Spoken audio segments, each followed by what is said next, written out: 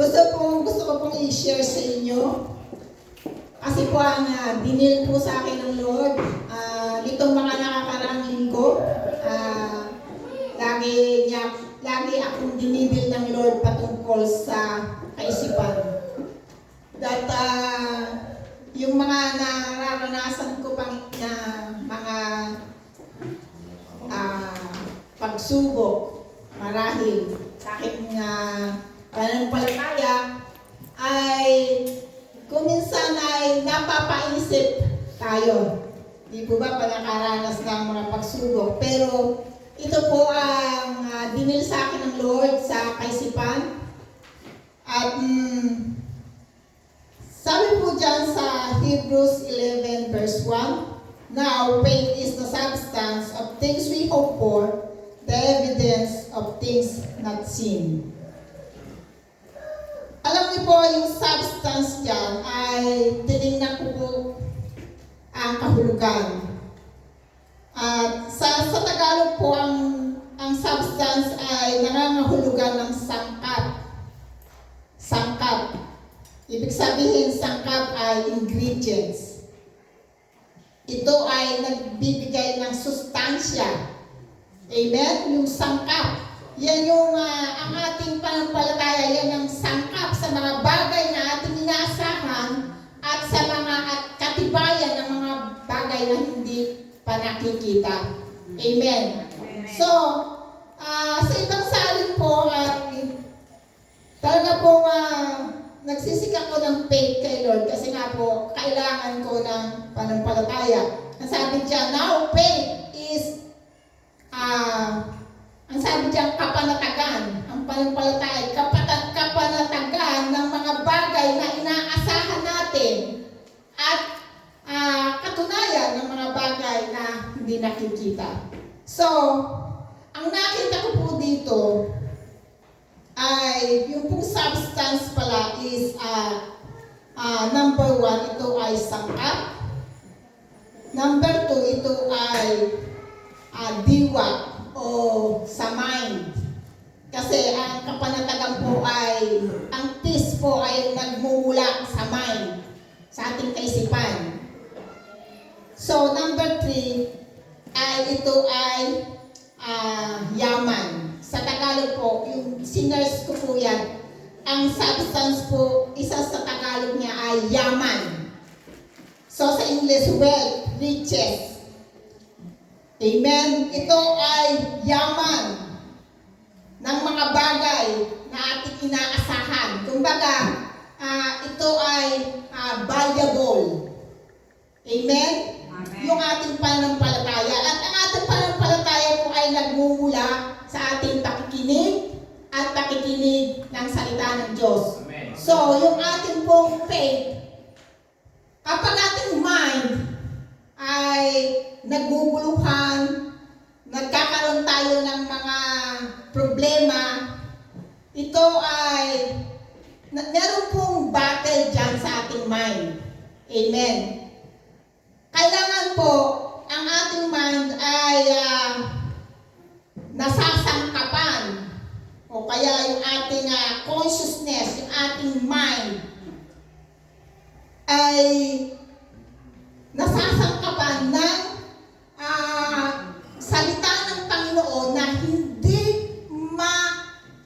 dapat matalo ng mga problema, ng mga kaguluhan, ng desires of this world o mga stress o mga narinig natin o mga problema sa paligid, hindi dapat madaig yung salita ng Diyos sa ating kaisipan. Amen. In short, our peace of mind, ito yung contents, ito yung laman ng isip natin dapat ay meron pong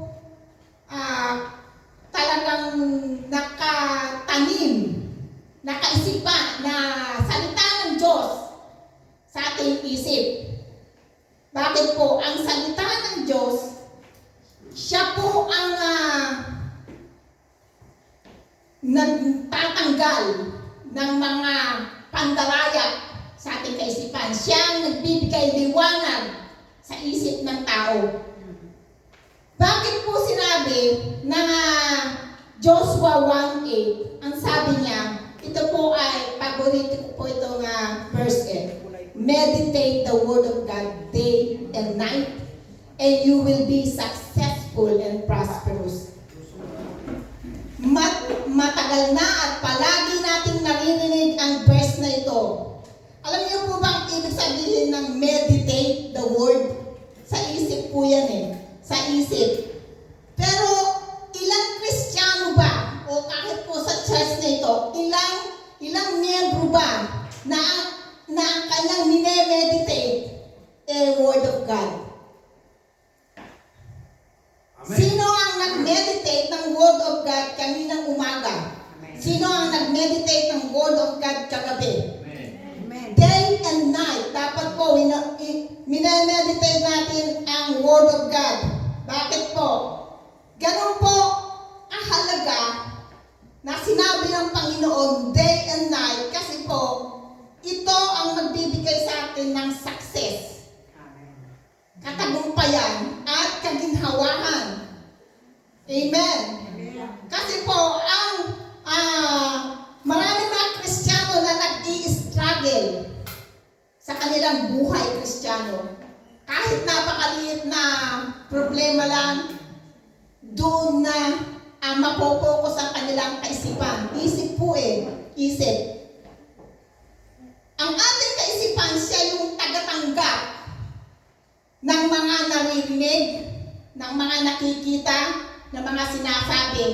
Lahat ng mga yan na nanggagaling sa ating 5 senses, tumutuloy yan sa ating mind.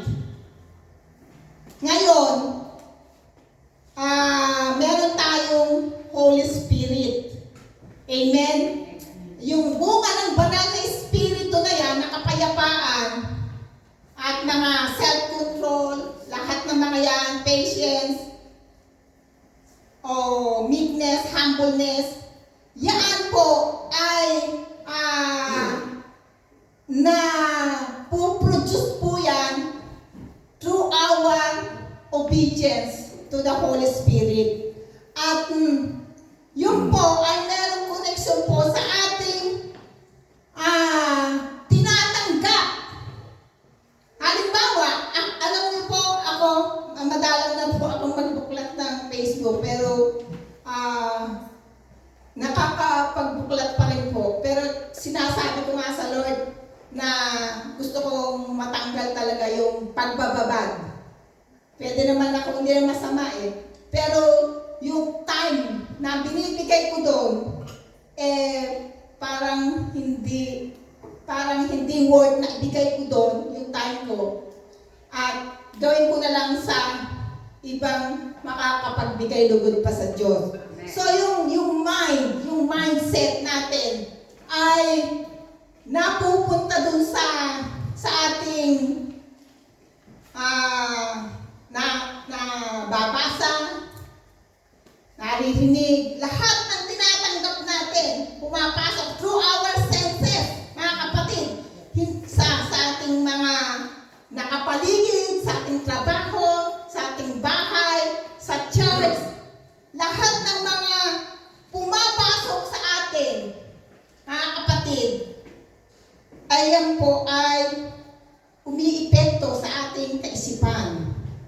Kapag ang salita ng Diyos, hindi ka nagme-meditate ng Word of God, nagpe-pray ka, hindi ka nagbabasa, ano ang mensahe sa'yo ng Diyos? Diba? Word of God, yan po ang very clear. Nakakausapin tayo ng Diyos. Sabi po sa Hebrews 4:12, the Word of God is powerful and effective. Amen. Amen. Napaka-effective po. It penetrates to our soul. Nagpe-penetrate yan sa ating kaluluwa, sa ating kaisipan, sa ating mga puso. Dahil makapangyarihan yan. It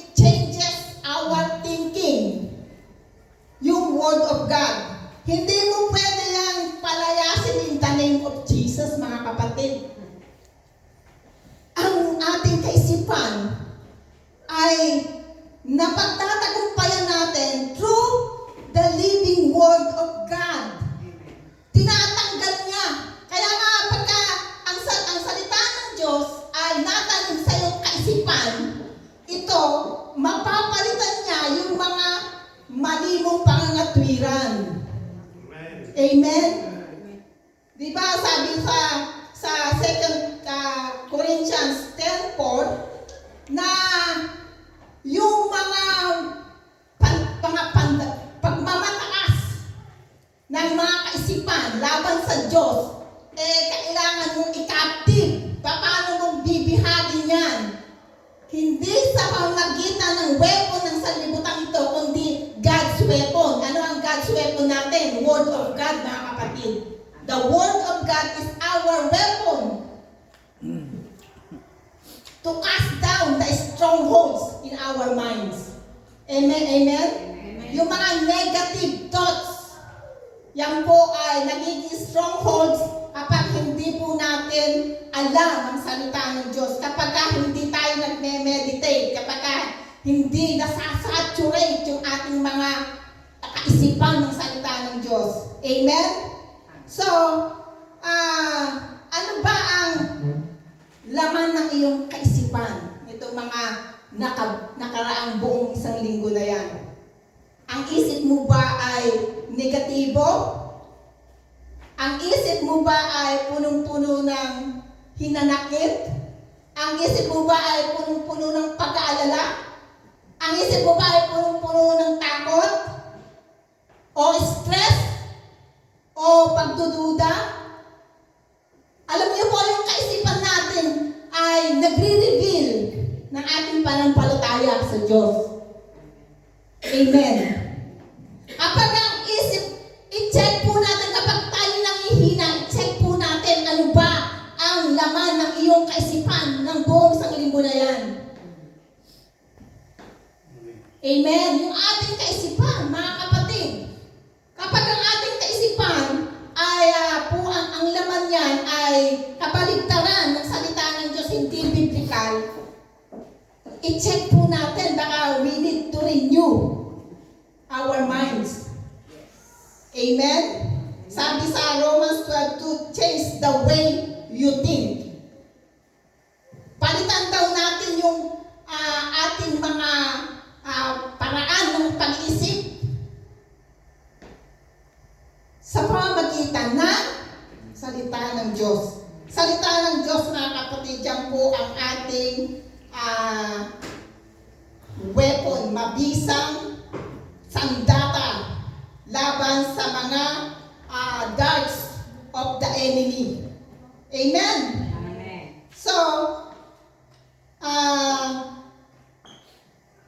ang sabi po sa Proverbs 4:23, your mind shapes your life.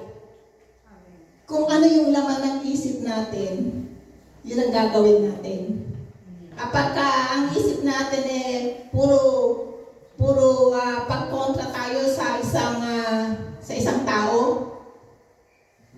bawat salita mo, bawat kilos mo, bawat mga desisyon mo tungo sa kanya, nakabase dun sa galit mo. Amen? Amen. Yun ang gagawin mo, yun ang nagiging buhay mo. Amen? Kaya kung ang ating kaisipan ay puno ng salita ng Diyos, salita ng Diyos na puno ng kalakasan, kapayapaan at pag-ibig, yan po ang magpo-flow. Yan po ang magpo-flow sa iyong bibig. Yan ang magpo-flow sa iyong pakikitungo sa iyong kapwa.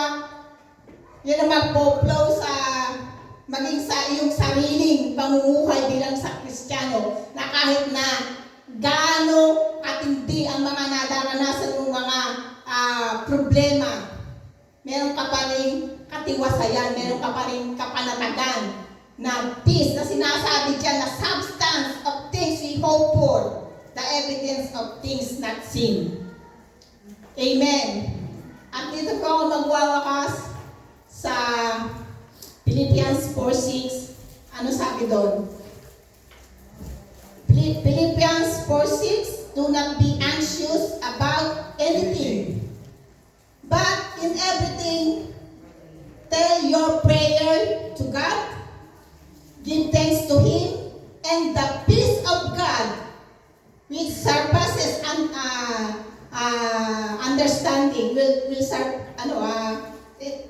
ang kapayapaan ng Diyos na hindi malirip, sabi sa Tagalog, ang maghahari sa iyong puso't kaisipan. Amen? Amen. Ano po yan? Alam niyo po ba yun? Pag sinabing do not be anxious, huwag kang mag-alala, huwag kang mabalisa. Isip po yan eh. Yes. Amen? Amen. Pero, sinabi ng Diyos na do not be anxious, huwag kang mag-iisip, huwag kang mag-aalala. Dahil, ang mga tao ngayon, alam niyo po, kailangan natin na talagang ma-renew ang ating kaisipan dahil napakarami pong problema lalo na ngayong mag-2026. Ang dami pong mga pagbabago mangyayari. At yung gagawin natin na pag-renew ng kaisipan, ito po ay preparation ng Lord to face the hardship. Mga kapatid, kailangan natin na ang i-meditate natin lagi ang Word of God kasi yan ang nagbibigay sa atin ng katagumpayan. Sabi sa Joshua 1:8, meditate it day and night. Bakit maraming mga Kristiyano hindi nagme-meditate? Samantala, lagi naman naririnig, alam naman nila na yun yung ating katagumpayan. Alam naman nila na yan yung ating kalakasan, yan ang ating kapayapaan. Bakit hindi nagme-meditate? Bakit ang dinameditate lagi mga problema? Amen? Amen. Amen. Bakit? Let us realize o magising tayo sa katotohanan na yan na oo nga, napaka-importante talaga ng Word of God. Bakit pag Sunday lang ako nakakapakinig? Bakit hindi ako makinig araw-araw? Bakit hindi ako mag-meditate araw at gabi? Yan ang sandata na binigay sa atin ng Diyos upang magtagumpay sa lahat ng mga problema. Hindi lang sa mapagtagumpayan ang isang pagsubok, kundi yan din ang susi kung bakit gagamitin ka ng Diyos. Amen? God has a purpose in our lives. Amen? Amen. Hallelujah. At yun lang po, let us bless yung gamitin natin ang salita ng Diyos to prosper ourselves, yung ating paglilingkod sa Panginoon. Kasi without the Word of God, mga kapatid, di tayo magtatagumpay sa lahat ng mga gawa ng kaaway. Alam niyo po, ang kaaway, araw-araw siyang meron siyang pag-atake na ginagawa. At unang-una yan sa kaisipan. Mga kapatid, our battle is in the mind. Amen? Amen. Hallelujah. Let's pray. Lord, maraming salamat.